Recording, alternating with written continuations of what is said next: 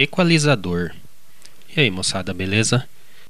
Esse circuito é um equalizador bastante tradicional. Vamos dar uma olhadinha nele hoje. Inclusive esse que eu peguei aí tem valores. Se você quiser copiar, vai funcionar. E a gente vai começar analisando ele, separando em duas metades, porque ele tem um lado que filtra uma faixa de frequência e outro lado que filtra outra. Então veja só, o lado esquerdo é um filtro por si só, o lado direito também. É a união desses dois que eu consigo fazer o controle de grave e agudo. Vamos dar foco em uma parte em separado então. Começando então por esse lado, onde os capacitores ficam aí deitadinhos. Para a gente entender como esse circuito funciona desse jeito, com o potenciômetro no meio, fica bastante complicado. Então, vamos fazer o seguinte. Primeiro a gente vai colocar o potenciômetro totalmente para baixo. O que vai acontecer? Veja só, nessa simulação eu coloquei um fiozinho aí ligando o lado de baixo do potenciômetro, que agora se comporta como um resistor sem nenhuma divisão. E o capacitor de baixo está em curto, então ele perdeu a sua característica, perdeu a sua utilidade nesse momento no circuito. Vamos dar uma simplificada nele. Sem o capacitor de baixo, você percebe que o capacitor de cima ficou em paralelo com toda a resistência do potenciômetro. Vamos só endireitar esse capacitor para você ver direitinho. E agora, com o circuito desse jeito, o que acontece? Como o capacitor é bom para conduzir frequências altas e não conduz frequências baixas tão bem, né, reatância capacitiva, quanto menor a frequência, menos ele conduz, eu acabo com esse circuito aí diminuindo um pouco o efeito dos graves, porque olha o que acontece. As frequências mais altas acabam passando pelo primeiro resistor de cima e pelo capacitor e vão para a saída. As outras frequências, ou todas as outras frequências, têm que passar pelo primeiro e pelo segundo resistor para chegar até a mesma saída. Voltando agora para o mesmo circuito, eu vou levar o potenciômetro totalmente para cima. Dessa maneira, o capacitor de cima é que é curto-circuitado e sai da jogada. E acaba ficando dessa maneira. Endireitando o capacitor, nós temos que ele, da mesma forma que anteriormente, está em paralelo com toda a resistência do potenciômetro. Mas olha o que acontece com os sinais. A saída agora está do lado de cima do potenciômetro.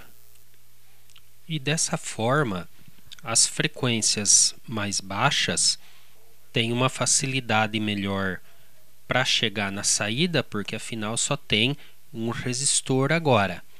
E as frequências mais altas são derivadas para baixo, graças ao capacitor que está fazendo com que os agudos pulem de um lado para o outro do potenciômetro e desçam para o negativo, limitados apenas pelo último resistor de baixo para que eu não tenha um corte completo de agudo. Portanto, esse é um circuito passa baixa, ou um circuito onde eu tenho uma modulação ou equalização dos graves. Já nessa outra metade do circuito, eu tenho o efeito exatamente ao contrário, graças aos capacitores no lugar dos resistores do circuito anterior. De novo, vamos colocar o potenciômetro totalmente para baixo e ver o que acontece. Nesse caso, o capacitor de baixo acaba ficando em paralelo com a saída, provocando uma forte atenuação do agudo, enquanto que as outras frequências passam quase que livremente através do capacitor de cima e a resistência do potenciômetro. Portanto, nessa posição eu tenho corte de agudo ou atenuação de agudo.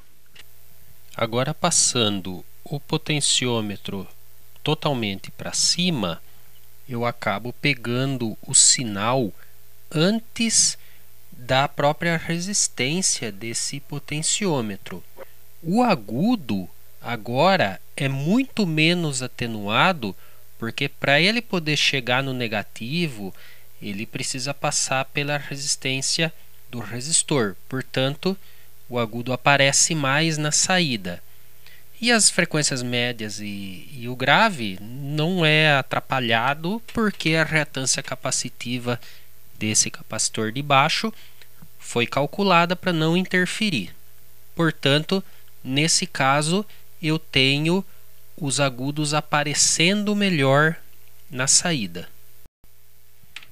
E eu já montei esse circuito pelo menos umas 2 vezes em projetinhos meus, e posso dizer que é muito bom, fica muito legal o comportamento. Você percebe muito bem corte de grave, corte de agudo.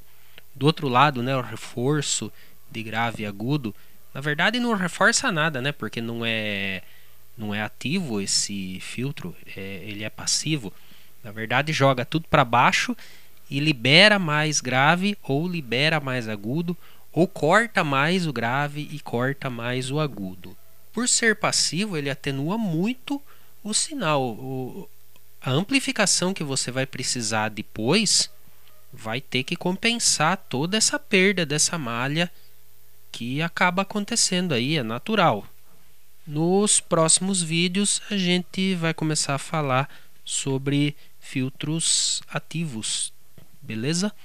Não se esqueça, se você gostou, clica no joinha aí, comenta sugestões, inclusive para os vídeos de domingo, né?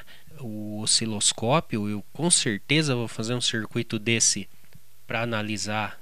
Se não está inscrito, se inscreve, clica no sininho. Um grande abraço e até a próxima.